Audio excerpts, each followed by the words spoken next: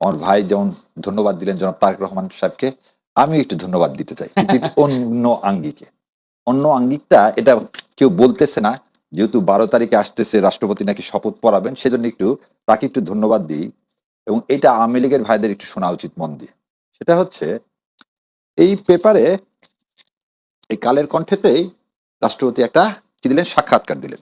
এবং চুপ্পু সাহেব কি বললেন ওখানে, যে আমি বন্দি জীবন ছিলাম, আমাকে উপড়ে ফেলে দেওয়া হচ্ছিল এবং বিএনপির সমর্থন না পেলে আমি এখানে থাকতে পারতাম না, আজকে একটা স্বাভাবিক জীবনে ফিরে আসছি। ভালো কথা। তারপরে দুইটা কি জায়গায় গেলেন, বক্তব্য দিলেন। একটা বক্তব্যে প্রথম বললেন বাংলাদেশ জিন্দাবাদ, আর একটাতে যে বললেন স্বাধীনতার ঘোষক জিয়া। আমাদের সবাই বলতেছি স্বাধীনতার ঘোষক জিয়া, সংবিধান বলতেছে স্বাধীনতার ঘোষক হচ্ছে শেখ মুজিবুর রহমান। তা আমি এই কথাটুকু এই জন্য বলতেছি যে জনাব তারেক রহমান এই রাষ্ট্রপতিকে দিয়ে সারা দেশের সামনে আওয়ামী লীগের চরিত্রটা কিরকম সেটা একদম প্রমাণ করে দিলেন, এবং সেজন্য তাকে ধন্যবাদ দিলাম। কিরকম প্রমাণ? ক্ষমতায় থাকার জন্য এদের কোনো চরিত্র লাগে না। শাহাবুদ্দিন চুপ্পু একদম জ্বলন্ত উদাহরণ। এরা ক্ষমতায় থাকার জন্য এদের কোনো চরিত্র বলে কিছু নেই, এরা দেশ পদ্ম বিক্রি করে দিতে পারে। ও তো মানে কি বলবো, যে পাবনায় যে বললো সারা জীবন ছাত্রলীগ করছে, জয় বাংলা মুজিববাদ, সব বিক্রি। এখন ক্ষমতায় থাকার জন্য যা কিছু করতে পারে। সুতরাং আমরা যারা বলতেছিলাম যে আওয়ামী লীগের হাতে এই দেশ নিরাপদ নয়, সেটা শাহাবুদ্দিন চুপ্পু সাহেব প্রমাণ করলেন। আর এই প্রমাণের সুযোগটা কে করে দিলেন? জনাব তারেক রহমান। সেজন্য মাননীয় প্রধানমন্ত্রীকে ধন্যবাদ। কিন্তু একটা চরিত্রহীন লোককে দিয়ে একটা পবিত্র সংসদ আপনি কুলুষিত করেন না। আবারও এই আহ্বান, 12 তারিখে তাকে এই সংবিধানে একটি চরিত্রহীন লোককে দিয়ে সংবিধানে বক্তব্য দেন। এবার আপনার উপায়টা কি, যদি একটু বলতেন উপায়টা কি? উপায়টা আপনারা জানেন কিনা, যেহেতু স্বরাষ্ট্রমন্ত্রী বলেছেন যে এটা সাংবিধানিক ধারা অনুযায়ী তিনি বক্তব্য দেন। আচ্ছা, আমি নিজে পার্সোনালি মাননীয় প্রধানমন্ত্রীর কাছে একটা চিঠি লিখছি, যে চিঠিটা আমি সবাইকে দিছি। সেই চিঠিটা দিয়ে তাকে কি দিছি, তাকে আমি পথ বলে দিছি যে কোন পথে তিনি রাষ্ট্রপতি সংবিধানের মধ্যে থেকে। সেটা কি? সেটা হচ্ছে ভাই 74-3 বলা আছে স্পিকার ডিপুটি স্পিকার না, প্রথম তো সংসদ বসবে, সংসদ বসতে গেলে তো একজনকে প্রিসাইড করতে হবে। তাহলে স্পিকার বা ডিপুটি স্পিকার দুজনের, স্পিকার তো পদত্যাগ করছে, ডিপুটি স্পিকার জেলে। কেউ তো বলতেছে না ডিপুটি স্পিকারকে প্যারোলে মুক্তি দিয়ে ওনাকে কি সংসদে বসানো হবে। তাই বলে এটা বসানোর দরকার নাই, কারণ এই 74-3 বলা আছে স্পিকার বা ডিপুটি স্পিকার না থাকলে সংসদের কার্যপ্রণালী বিধি অনুযায়ী কোন সংসদ সদস্য স্পিকারের দায়িত্ব পালন করবে। তাহলে আপনি যে কোনো একজন সংসদ সদস্যকে তো নির্বাচন করবেন কি হিসাবে? স্পিকার হিসাবে দায়িত্ব পালন করার জন্য। এবার আসেন 49 আসেন, বলছে যদি রাষ্ট্রপতি অধিবেশন শুরুর আগে কি নির্বাচন করা যাবে? স্পিকার নির্বাচন, এটাও তো স্পিকার ডিপুটি স্পিকার নাই। সংবিধান বলতেছে যে কাউকে একজনকে ধরে নেন এন্ট্রিমের মতো, আপনি এন্ট্রিম একজনকে কি করে দিলেন, সে হচ্ছে প্রিজাইড ওভার করবে কি অ্যাজ এ কি প্রেসিডেন্ট হিসাবে, মানে স্পিকার হিসাবে। এবারে আসেন কি বলছে, স্পিকারের পরে বলতেছে রাষ্ট্রপতি যদি কোনো কারণে, এবং এই কোনো কারণের ব্যাখ্যাটা কিন্তু সংবিধানে দেওয়া নাই, যদি কোনো কারণে সে অক্ষম হয় তাহলে কি হবে? এই 53-1 শারীরিক বা মানসিক অসমর্থের কারণে রাষ্ট্রকে তার পদ অবসর করা। আচ্ছা না, সরি, আই বেগ অ্যাপোলজি। 54-তে রাষ্ট্রপতি পদ শূন্য হইলে কিংবা অনুপস্থিতি, অসুস্থতা বা অন্য কোনো কারণে রাষ্ট্রপতির দায়িত্ব পালনে অসমর্থ হইলে ক্ষেত্রমতে রাষ্ট্রপতি নির্বাচন না হওয়া পর্যন্ত বা রাষ্ট্রপতি পুনরায় স্বীয় কার্যভার গ্রহণ না করা পর্যন্ত স্পিকার রাষ্ট্রপতির দায়িত্ব পালন করবে। 54-তে আছে। তা আপনি তো স্পিকার নির্বাচন করলেন, সেই স্পিকারকে দিয়ে আপনি অধিবেশন শুরু করে সে কি করবেন? ভাষণ দিবেন। এই ধারাতে তো রাষ্ট্রপতি কোনোটাই ধারা নেই, মানে অক্ষমতা নেই। কেন অক্ষমতা? বলছে রাষ্ট্রপতি পদ শূন্য হলে আমাদের রাষ্ট্রপতি আছে, কিংবা অনুপস্থিতি, অসুস্থতা বা অন্য কোনো কারণে। যেহেতু আমরা জুলাই সবাই বলতেছি তাকে দিন না, কি কারণে দিন না, যে কারণে। আরো এখানে একটা জিনিস আছে, কমপ্লিকেসিটা কোথায়? এই রাষ্ট্রপতিকে দিয়ে যদি আপনি দেন তাহলে এই পুরা সংসদটা অবৈধ হয়ে যাবে। এবং আমি আপনাকে একদম চ্যালেঞ্জ দিয়ে বললাম, কোর্টে রিট ফাইল করলে কারো বাবার ক্ষমতা নাই এই সরকারকে বৈধতা দেওয়ার। কেন? আমি একটা 1 মিনিটে শেষ করে দিই আপনাকে। আপনি বলতেছেন এই সংবিধানে প্রধানমন্ত্রী যতদিন পদত্যাগ না করবেন ততদিন সে প্রধানমন্ত্রী থাকবেন। এই চুপ্পু সাহেব বললেন কি আমার কাছে পদত্যাগপত্র নাই, ওপার থেকে হাসিনা বলছেন যে আমি পদত্যাগ করিনি। তাহলে এই সংবিধান করতেছেন, এই সংবিধান অনুযায়ী 2029 সাল পর্যন্ত সে প্রধানমন্ত্রী। কারণ এখানে 55-তে বলে দিচ্ছে কি যে যতক্ষণ পর্যন্ত সে পদত্যাগ না করবে। তাহলে আপনি যদি সংবিধানের কথা বলে থাকেন সে পদত্যাগ করেনি, এটা যদি হয়ে থাকে, তা আমি একটা উদাহরণ দিই যে একটা মায়ের যদি 2টা সন্তান হয়, যমজ সন্তান, তাহলে আপনি একটাকে বৈধ আর একটাকে অবৈধ বলতে পারবেন? রাষ্ট্রপতির নির্বাচনকে যদি আপনি বৈধ বলেন তাহলে আপনি স্বৈরাচার হোক, ফ্যাসিস্ট হোক, মনস্টার হোক, যাই হোক, হাসিনাকে তাহলে আপনি ভোটের মাধ্যমে চেঞ্জ করতে হতো, আন্দোলনের মাধ্যমে না। কারণ আপনি তো কনস্টিটিউশন বলতে, কনস্টিটিউশন তো আন্দোলনের মাধ্যমে কি পরিবর্তন করার কোনো সুযোগ আছে? তা তো নাই। তাহলে আপনি আন্দোলনের মাধ্যমে প্রাইম মিনিস্টারকে সরায় দিবেন, কিন্তু ওই আন্দোলনের ফসল যে ফ্যাসিস্ট রিজিম থেকে আপনি আবার কি বলতেছেন ড্যামি ভোট রাতের ভোট, রাতের ভোটের সংসদে নির্বাচিতদের দ্বারাই তো এই রাষ্ট্রপতি নির্বাচিত। আপনি তো সেটাকে কি বলছেন, ওর কোনো ভোটই না, তাহলে এই রাষ্ট্রপতির তো কোনো ম্যান্ডেটই নাই। জি। তাহলে আপনি তাকে দিয়ে তাহলে এক সাইডে বলবেন বৈধ আর এক সাইডে বলবেন বৈধ না, তাহলে আপনি যদি কনস্টিটিউশন বৈধ বলেন তাহলে আপনি অবৈধ। জি, এখানে একটা ছোট্ট একটা প্রশ্ন করে রেখে যায়, সেটা হচ্ছে আপনি অবৈধের কথা বলছেন, প্রেসিডেন্ট অবৈধ বা এই সরকার অবৈধ বিষয়গুলো বলছেন সংবিধানের আলোকে, কিন্তু ডক্টর শাহদিন মালিক তিনি বলেছেন যে যারা সংসদ সদস্যের পদে শপথ করার পর সংবিধান সংস্কার পরিষদে যারা শপথ গ্রহণ করেছেন তাদের সংসদ সদস্য পদটা অবৈধ হয়ে গেছে। আচ্ছা, এইখানে হচ্ছে সমস্যাটা কি, মানে উইথ ডিউ রেসপেক্ট, উনি আমাদের অনেক কথা হলো এই যে রাষ্ট্রপতি, আমি এটা আসবো আগে এই প্রশ্ন। না আপনার ফ্যামিলি কার্ডের কথাটা বলে দিই, ফ্যামিলি এক লাইনে বলে। জি। ফ্যামিলি কার্ডটা নতুন না ভাই, যদি এই যে কথাটা আপনারা বললেন না, ফ্যামিলি কার্ড হচ্ছে পুনর্বাসন। জি। কারণ ফ্যামিলি কার্ড 2023 সালের নভেম্বর মাসে আপনি 1 কোটি ফ্যামিলি কার্ড দেওয়া হয়েছিল। সো আওয়ামী লীগের Family cardটা টিসিবির মাধ্যমে অসমাপ্ত কর্মসূচিকে আপনি নতুন করে কি করলেন, পুনর্বাসন করলেন। যেটা আমরা বলতেছি যে আওয়ামী লীগ এবং বিএনপির মাধ্যমে পুনর্বাসন হচ্ছে, আওয়ামী লীগের আর পুনর্বাসন করার দরকার নেই। তো ফ্যামিলি কার্ডও তাই হচ্ছে। দ্বিতীয় কথা বলেন, আপনি পার্লামেন্ট এখনো বসেনি, আপনি ফ্যামিলি কার্ড এখন দিলেন কেন?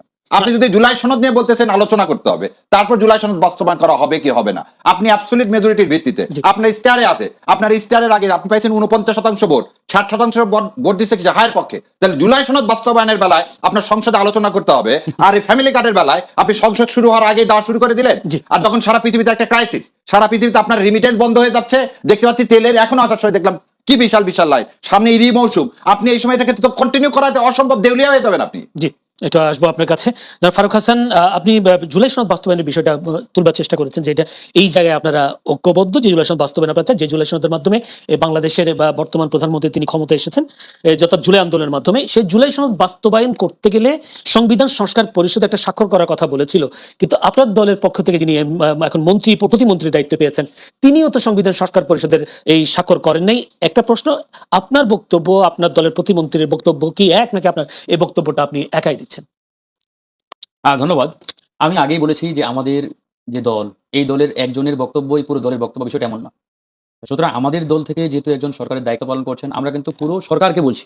এই সরকারের মধ্যে যে সকল রাজনৈতিক দল, ব্যক্তি যারা এখন দায়িত্বে রয়েছেন, সেটা মন্ত্রী হোক কিংবা যারা ইতিমধ্যেই এই ত্রয়োদশ জাতীয় সংসদ নির্বাচনে পার্লামেন্টারিয়ান হিসেবে নির্বাচিত হয়েছেন, তাদের উদ্দেশ্যে আমাদের একই বক্তব্য যে জুলাই সনদ, এই জুলাই সনদ যদি আমরা বাস্তবায়ন না করি, এটাকে যদি আমরা লিগাল ভ্যালিডিটি না দিই, তাহলে তো এই নির্বাচনটা অবৈধ হয়ে যাবে ভাই।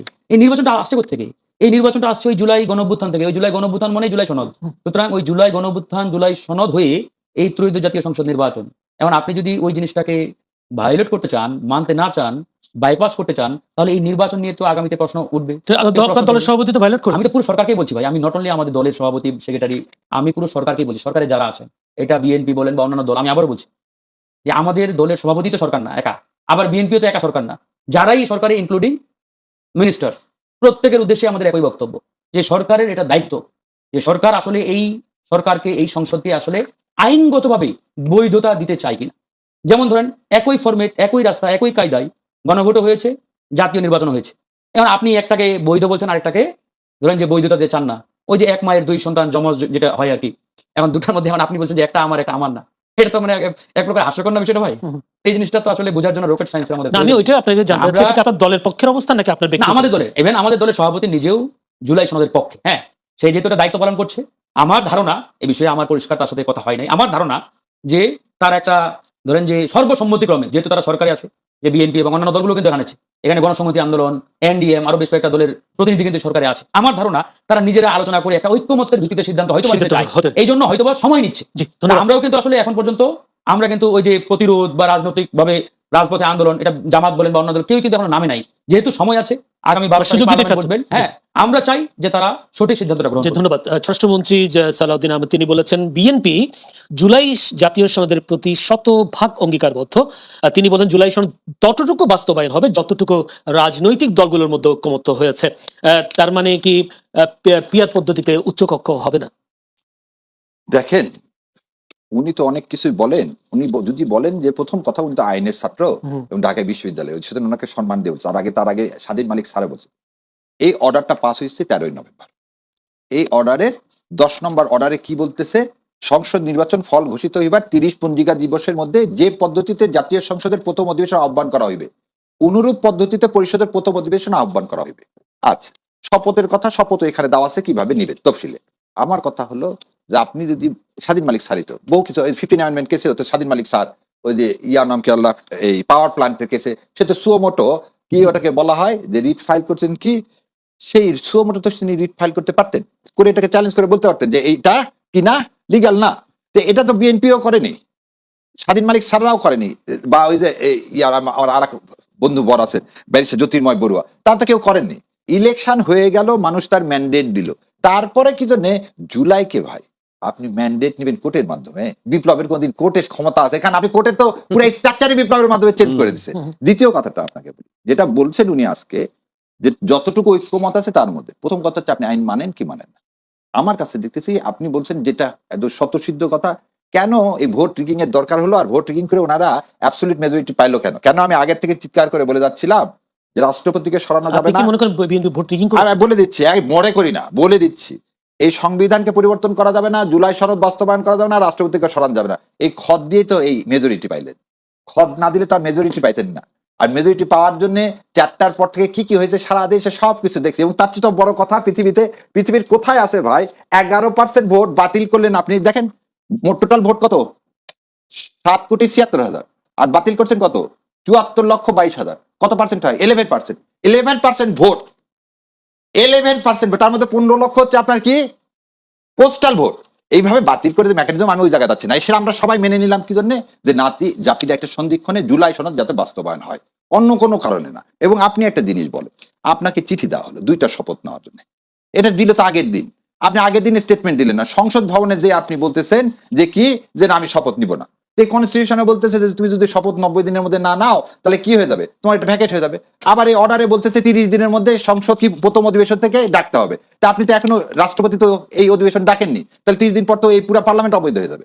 তাহলে আপনি যদি এই অর্ডারকে অবৈধ তো এখনো চ্যালেঞ্জ করেননি, তাহলে এই অর্ডারের ভিত্তিতে আপনি 11 তারিখে কি করলেন, ভোট যে ভাই যে বললো 11 তারিখে তো ভোট ডাকলেন, কিসের ভিত্তিতে? এই অর্ডারের ভিত্তিতে। এই অর্ডারের ভিত্তিতে যদি ভোট ডাকেন, 30 দিনের মধ্যে যদি শপথ না নেন, আপনি এখন বলতেছেন 60% লোক ভোট দিল রেফারেন্ডামের পক্ষে, আর আপনাকে ভোট দিচ্ছে কত পার্সেন্ট লোক? 49%। তাহলে আপনি কিভাবে বলতেছেন 60% লোকের মতামতকে আপনি সম্মান দিবেন না? আপনি 49% পেয়ে যে আমি কি হয়ে গেছে, 49 পেয়ে আমি মেজরিটি পেয়ে গেছি, আর এত তোর 60%, আমি যা করবো তাই, মানে absolute majority create absolute anarchy. এবং এইখানে একটা জিনিস বলেন, বিভিন্ন দল কি দিচ্ছেন আপনার, এই যে কথাটা প্রথমে বললেন কি যে আলোচনা হবে, এখন তো আলোচনার পথে আপনি বন্ধ করে দিচ্ছেন। এবং একটা অতীত হিস্ট্রি দেখেন, 91 সালে বিএনপি যখন ক্ষমতায় আসলেন তখন কিন্তু তত্ত্বাবধায়ক সরকার ফর্মুলাতে আসলেন, এসে কিন্তু তত্ত্বাবধায়ক সরকার মেনে নেয়নি, সেই জন্য কিন্তু জামাত আওয়ামী লীগ থেকে শুরু করে সবাই তত্ত্বাবধায়ক সরকার আন্দোলন করে তাকে মানতে বাধ্য করা হলো। ঠিক বিএনপি কি করতে পারে, সব হচ্ছে কি বলবো, এটা ডাল চাল দিয়ে একটা খিচুড়ি বানায় আর সমাধান পায় না, একই কাজ করতে 2006 সালে। এবং সেই জন্য আমাদেরকে 17 বছরের গ্লানি কি করতে হয়েছে, পোহাতে হয়েছে। আপনি আজকে আবার সেই একই রাস্তায় চললে আপনি তো দেশ চালাতে পারবেন না। এবার তো বিপ্লবের পরে প্রতি বিপ্লব হয়, বাংলাদেশে এখনো প্রতি বিপ্লব হয়নি, তাই তো দেখতে পাচ্ছি প্রতি বিপ্লবের প্রতিধ্বনি। তা আপনি প্রতিধ্বনি আমরা যারা যাচ্ছে, এবং আরেকটা জিনিস বলি, সে জামাত ইসলাম বা ভাইদের পার্টি হোক আর যেই পার্টি হোক, জুলাই সনদ না মেনে আমরা ইউরোপ না, পলিটিক্যাল যে কালচার আপনি তৈরি করবেন সবই তো জুলাই সনদের মধ্যে দেওয়া আছে। যে আপনি বললেন আপার কক্ষের কথা, আপার কক্ষ কেমন করে হবে? ধরে নেন ওনারা বললেন যারা মেজরিটি পাবে পার্লামেন্টে তারাই আপার কক্ষে মেজরিটি পাবে, তাহলে আর লাভ কি হলো? তাহলে এখানেও যা এটা হাঁ হবে, ওখানেও তাই হাঁ হবে। তো প্রথম একটা জিনিস হচ্ছে, আমার মতো গরিব দেশে আপনি আপার কক্ষ করতেছেন, তাহলে জুলাই সনদের ভিত্তিতে, এবং সেখানে মানুষের ম্যান্ডেট দিল। এবং আরো একটা জিনিস, জেনারেল জিয়াউর রহমান শহীদ রাষ্ট্রপতি প্রথমে রেফারেন্ডাম দিচ্ছেন, তারপর তো 79 সালে কি দিচ্ছেন, 77 সালে রেফারেন্ডাম, 79 সালে পার্লামেন্ট ইলেকশন, এবং রেফারেন্ডামটাই পালন করলো পার্লামেন্ট, তখনও তিনি অ্যাবসলিউট মেজরিটি ছিলেন। তাহলে আপনি এখন আপনার প্রতিষ্ঠাতা যেটা দেখা দিল সেই পথে আপনি যেতে যাচ্ছেন না।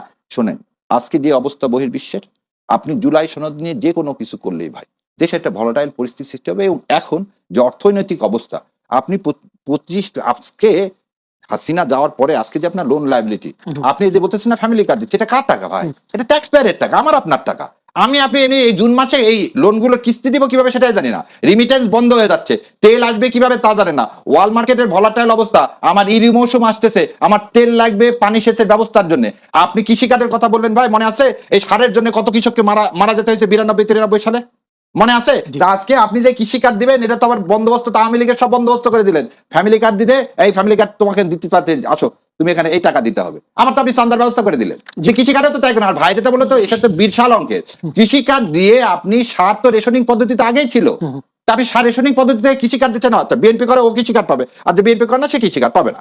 এরকম কথা বলেন না, আপনি কিভাবে দিবেন? আপনি দিচ্ছেন 5 লাখ, আর আমার কৃষক কত 1.5 কোটি। তাহলে আপনি বিএনপি ছাড়া কিভাবে এটা করবেন, বের করবেন? আর ভাই বললো শোনেন, মানুষের হাতে কাজ তুলে দিবেন। এই দেখেন উনি কি করলেন, আমি জাকাতের আবার টাকা আসছি, কিভাবে, ভাই। এক সেকেন্ড বলে দিন। আহমেদুল্লাহ সাহেবকে ডাকেননি, জাকাতের ফান্ড কিভাবে ম্যানেজ করা হয়? তো আহমেদুল্লাহ সাহেব কি বললেন, আমাদের জাকাতের টাকা দিয়ে আমরা সবাইকে ট্রেনিং দিই, এবং ট্রেনিং দিতে আমাদের খরচ হয়েছে গত বছর 1.5 কোটি টাকা, আর এরা সমাজে 5 থেকে 6 কোটি টাকা কি করছে, রিটার্ন নিয়ে আসছে। তো আপনি তো এটা জানেন, তাহলে আপনি ফ্যামিলি কার্ড দিয়ে ওই টাকা দিয়ে ওই মহিলাগুলোকে এম্পাওয়ারমেন্ট করেন। আপনি তো বলছেন এম্পাওয়ারমেন্ট, আপনি তো ভিখারি বানাতে চান, সম্প্রদায় কারক না তো, সম্প্রদান কারক কি এটা? জি জি, ধন্যবাদ। জনাব ফারুক হাসান, জুলাই সনদ বাস্তবায়ন এই বিষয়টা নিয়ে আমরা হয়তো 12 মাস সংসদ অধিবেশন শুরু হচ্ছে, সেখানে কিছুটা হয়তো আমরা উত্তর পাবো, বক্তব্য শুনবো, হয়তো সেই জন্য অপেক্ষা করি একটু।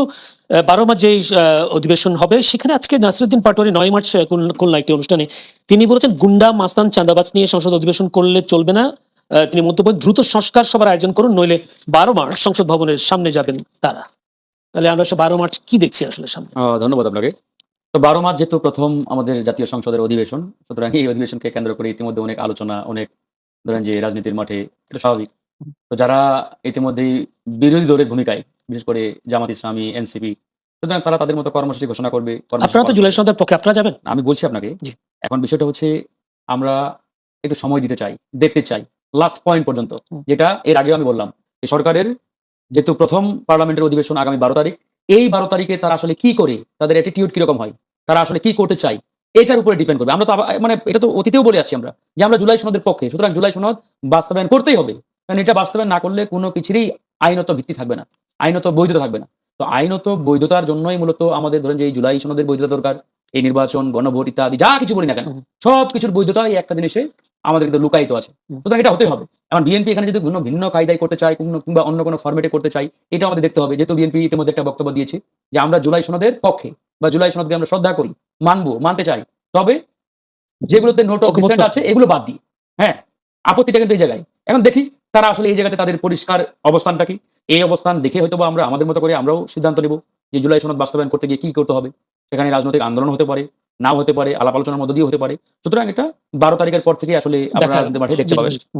এই ফার্মার্স কার্ড আর এই ফ্যামিলি কার্ড নিয়ে একটা কথা বলতে চাই। এই যে ফার্মার্স কার্ড দেওয়া হয় বা দেওয়ার সিদ্ধান্ত সরকার নিয়েছে, উদ্দেশ্যটা কি? উদ্দেশ্যটা হচ্ছে আমার কৃষক ভাইদেরকে সঠিকভাবে তারা যাতে তাদের ফসলের ন্যায্য মূল্য পায়, সার পায়, বীজ পায়, কীটনাশক পায়, এটাই তো এই উদ্দেশ্যে কিন্তু দেওয়া। এখন আমার বক্তব্যটা এখানে একবারে পরিষ্কার যে আপনি ওই 4-5 লাখ কৃষককে এই ফার্মার্স কার্ড না দিয়ে আপনি ধরেন যে সারটাকে উন্মুক্ত বাজারে নিয়ে আসেন। আমার দেশের কৃষকরা সবচেয়ে কষ্ট এখন আছে যে তাদেরকে এক কার্ড করে দিয়েছে, 3 ঘন্টা 4 ঘন্টা, একদিন 2 দিন ওই লাইনে দাঁড়ায় থাকতে হয়, তারপর সার পায় না। আবার যারা ধরেন যে ধনাঢ্য ব্যক্তি, প্রভাবশালী ব্যক্তি, রাজনৈতিক ব্যাকআপ আছে, এরা ধরেন যে যেখানে দরকার 10 বস্তা ও 50 বস্তা নিয়ে বাসায় স্টক করে রাখছে। তা আপনি এটা না করে আপনি উন্মুক্ত মার্কেটে ছেড়ে দেন। আওয়ামী লীগের আমলে যেভাবে ছিল, মানুষ গ্রামেগঞ্জে বলে যে আওয়ামী লীগের আমলে ভাই আমরা এই সার বিষ নিয়ে এত যন্ত্রণায় ছিলাম না, পরিষ্কার। তো আপনি উন্মুক্ত মার্কেটে সারের ব্যবস্থা করেন, তাহলে কোনো কৃষক, আমি চ্যালেঞ্জ দিয়ে বলতে পারি, আজকে যদি জনাব তারেক রহমান ঘোষণা দেয় যে আগামীকাল থেকে সার, বিষ, কীটনাশক, তেল উন্মুক্ত মার্কেটে পাবেন, সুলভ মূল্য পাবেন, একটা কৃষক পাবেন না তারা ফার্মার্স কার্ড চাই, বলবে যে আমাদের কার্ড মার দরকার নাই, আমরা আলহামদুলিল্লাহ আমরা এটাই চাই। এইটা দিলে 74 সালে